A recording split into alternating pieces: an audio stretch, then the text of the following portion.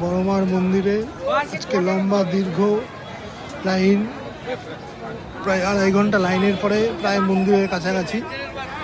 আমাদের পিছনে কমপক্ষে 2,500 থেকে 3,000 লোক রয়েছে। আমরা ছিলাম 2,000 লোকের পিছনে, আমি আর আমার ভাই।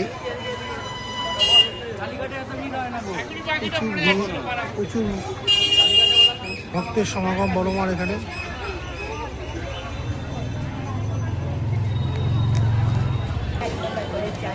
দেখুন এখনো মন্দিরের সামনে প্রচুর ভিড়, প্রচুর ভিড়, প্রচুর লাইন, প্রচুর মানুষের সমাগম, প্রচুর লাইন।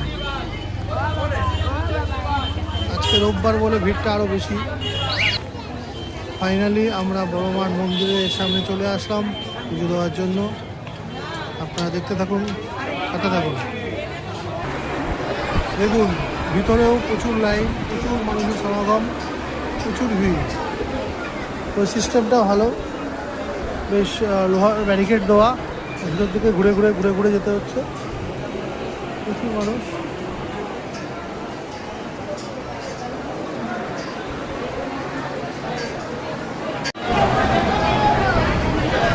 ফাইনালি আমরা বড়মার কাছে পৌঁছালাম।